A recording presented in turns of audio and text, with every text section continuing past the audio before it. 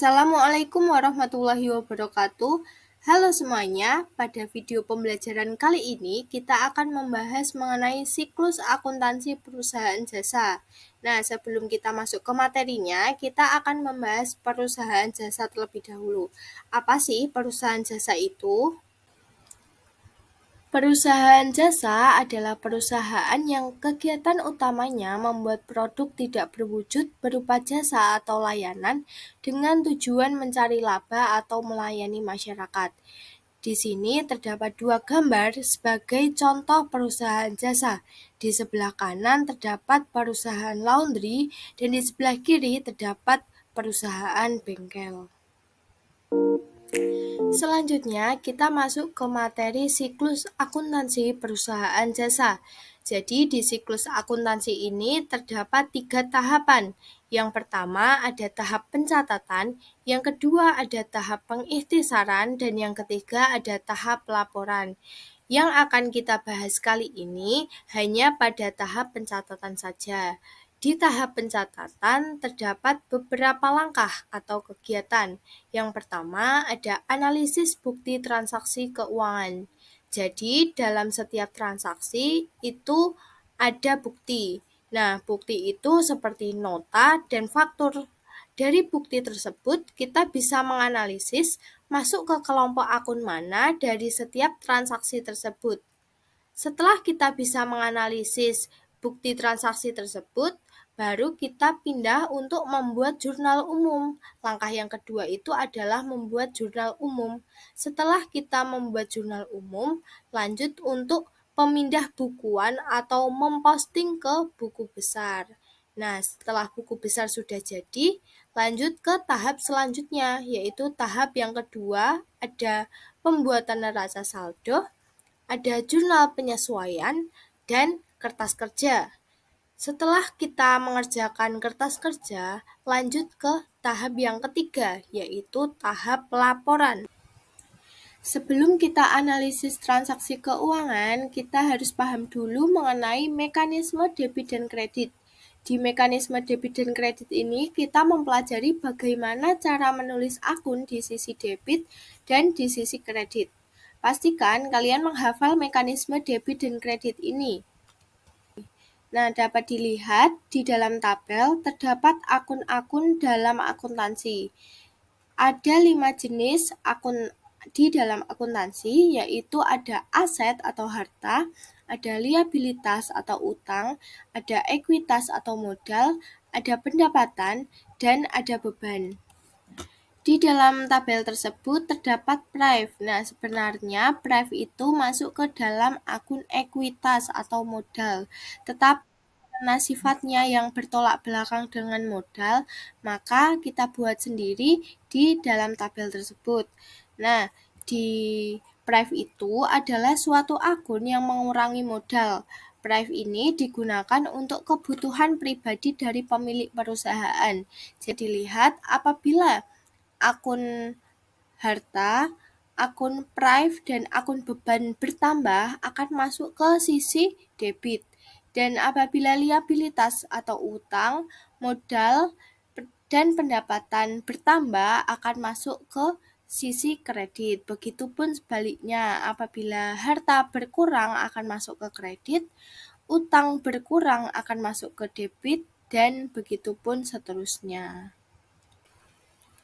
Berikut ini adalah contoh analisis transaksi. Kita akan mencoba menganalisis transaksi di perusahaan Laundry Berkah. Tapi sebelum menganalisis transaksi, perlu diingat dahulu mengenai mekanisme debit dan kredit yang sudah kita pelajari sebelumnya. Lanjut, pada bulan Maret 2022, Rina mendirikan Laundry Berkah. Transaksi yang terjadi selama bulan Maret 2022 sebagai berikut. Pada tanggal 1 Maret, Rina menyetorkan uang tunai sebesar 15 juta sebagai modal usaha. Nah, di sini akun apa saja yang bisa dipengaruhi? Nah, tadi kan di soal disebutkan Rina menyetorkan uang ke perusahaan. Berarti uang itu sudah diterima dan menjadi milik perusahaan tersebut. Maka Akun yang dipengaruhi adalah akun kas. Akun kas ini nantinya akan bertambah karena Rina menyetorkan uang tunai sebesar 15 juta. Jadi apabila kas bertambah atau akun harta bertambah akan masuk ke sisi debit senilai 15 juta. Kemudian akun lain yang dipengaruhi adalah akun modal. Nah, ini Rina menyetorkan uang sebagai modal usaha. Artinya, modal usaha di perusahaan laundry berkah ini bertambah senilai 15 juta. Maka kita bisa melihat di mekanisme debit dan kredit, apabila modal bertambah akan masuk ke sisi kredit senilai 15 juta. Sehingga tanggal 1 Maret, akun yang dipengaruhi itu ada dua, yaitu ada akun kas bertambah di debit dan modal bertambah di kredit. Kemudian di tanggal 3, Rina membeli perlengkapan sebesar 4.500.000 secara tunai. Nah, karena Rina membeli perlengkapan secara tunai, maka akun yang dipengaruhi itu adalah akun perlengkapan bertambah dan kas berkurang. Akun perlengkapan bertambah senilai 4.500.000 di sebelah debit karena perlengkapan masuk ke akun aset atau harta. Kemudian kas berkurang karena sudah digunakan untuk membeli perlengkapan senilai 4.500.000 di sebelah kredit. Jadi di tanggal 3 Maret ada dua akun yang dipengaruhi, ada kas di sebelah kredit dan perlengkapan di sebelah debit. Selanjutnya di tanggal 10 Maret, Rina membuat iklan agar usahanya dikenal banyak orang dan menghabiskan biaya sebesar Rp600.000. Nah, di sini akun yang dipengaruhi itu ada akun kas. Kas berkurang karena untuk biaya iklan tadi senilai Rp600.000, berarti kas berkurang itu masuk ke sisi kredit senilai Rp600.000 dan biaya iklan. Biaya iklan ini artinya adalah beban. Bebannya bertambah senilai Rp600.000 masuknya ke sisi debit. Jadi akun yang dipengaruhi itu ada dua, yaitu akun beban iklan bertambah masuk ke debit dan akun kas berkurang masuk ke kredit senilai Rp600.000. Yang kedua, selanjutnya adalah jurnal umum, lanjutan dari analisis transaksi tadi. Jadi di analisis tadi kita hanya menentukan, tapi dituliskannya di jurnal umum ini. Nah, pengertian jurnal umum adalah media untuk mencatat semua transaksi yang terjadi di dalam proses akuntansi. Nah, ini adalah contoh dari jurnal umum. Sebelum kita membuat tabelnya, kita membuat judul terlebih dahulu. Ini ada nama perusahaan, kemudian jurnal umum, kemudian per periode transaksi perusahaan tersebut.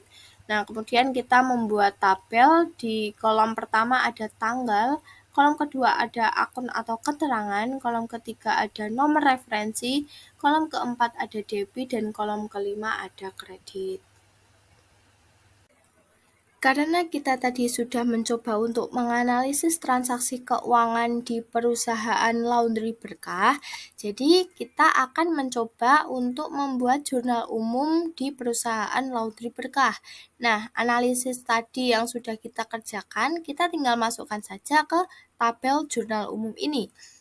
Misalnya saja ini judulnya jangan lupa ditulis, ada Laundry Berkah Jurnal Umum pada periode Maret 2022. Kemudian pada tanggal 1 Maret 2022 tadi sudah kita analisis terdapat dua akun yang dipengaruhi, yaitu ada akun kas dan akun modal. Akun kas yang bertambah di sebelah debit dan akun modal yang bertambah di sebelah kredit. Masing-masing akun akan bertambah senilai 15 juta. Kemudian di tanggal berikutnya transaksinya akan sama. Untuk memasukkan ke jurnal umum juga sama. Jadi pada tanggal 3 Maret itu terdapat akun perlengkapan dan akun kas. Akun perlengkapan yang bertambah di sebelah debit senilai 4.500.000 dan akun kas yang berkurang senilai 4.500.000 di sebelah kredit. Kemudian kalau sudah selesai semuanya, nanti dijumlahkan di debit dan kredit itu saldo yang ada itu berapa. Jadi di antara debit dan kredit itu saldonya harus balance, harus seimbang, harus sama. Apabila tidak balance berarti ada kekeliruan, ada kesalahan yang sudah dimasukkan. Kemudian langkah yang ketiga itu adalah buku besar. Buku besar itu adalah tahap pencatatan terakhir dalam akuntansi yang terdiri atas kumpulan akun yang meringkas transaksi yang telah dicatat dalam jurnal. Nah, jadi di sini kita hanya membuat satu tabel untuk satu akun saja. Kan kalau sebelumnya di jurnal umum itu digabungkan semua transaksi. Nah, sedangkan di buku besar ini tabelnya itu adalah per nama akun. Jadi satu akun, satu tabel. Kemudian bentuk buku besar itu ada 3. Yang pertama ada bentuk T. Nah, di sini kenapa dinamakan dengan bentuk T? Karena tabelnya berbentuk seperti huruf T. Debit di sebelah kiri, kredit di sebelah kanan. Nah, di tengah ini ada nama akun dan nomor ref. Selanjutnya ada bentuk buku besar 2 kolom. Kenapa di sini dinamakan 2 kolom? Karena kolom antara debit dengan kredit itu dipisahkan. Jadi di sebelah kiri itu kolom untuk debit dan di sebelah kanan itu kolom untuk kredit. Nah, kemudian bentuk yang terakhir itu ada bentuk bersaldo. Biasanya perusahaan-perusahaan itu memakai dengan bentuk bersaldo ini karena lebih mudah dan simple. Nah, ini ada contoh tabelnya. Di paling atas, di atas tabel itu ada nama akun, kemudian ada nomor referensi. Kemudian di tabel itu ada kolom tanggal, keterangan, referensi, debit, kredit, dan saldo. Nah, di kolom saldo akhir ini adalah perubahan dari setiap transaksinya. Ini adalah contoh buku besar. Jadi, buku besar bisa dibuat kalau kita sudah membuat jurnal umum. Jadi, acuan dari buku besar itu adalah jurnal umum. Kalau di jurnal umum salah atau tidak balance, udah pasti di buku besar itu juga salah. Nah, ini ada contoh buku besar kas. Nah, tadi di jurnal umum kita sudah melakukan analisis. Nah, ini ada akun kas di setiap transaksinya. Misalnya di tanggal 1 itu kasnya di sisi kredit senilai 15 juta. Kita tambahkan saja di tabel di kolom 15 juta di sebelah debit. Kemudian saldo akhir ini juga kita tuliskan 15 juta di sebelah debit. Kemudian pada tanggal 3 itu untuk membeli perlengkapan di sebelah kredit karena tadi kasnya untuk membayar perlengkapan senilai 4.500.000. Nah, maka di saldo ini kita tulis di debit, kita kurangi 15 juta tadi yang di debit untuk modal awal, kita kurangi untuk membeli perlengkapan senilai 4.500.000. Nah, saldonya tinggal senilai 10.500.000. Nah, tadi kan kita sudah memposting akun kas ke buku besar. Kemudian kita lihat di jurnal umum lagi akun apa yang belum kita posting ke buku besar. Nah, ini ada contohnya seperti akun perlengkapan. Kita lihat di jurnal umum transaksinya hanya ada di tanggal 3 saja.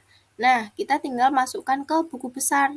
Jadi pada tanggal 3 Maret 2022 keterangannya membeli perlengkapan di sebelah sisi debit senilai 4.500.000, kemudian saldonya di debit juga senilai 4.500.000.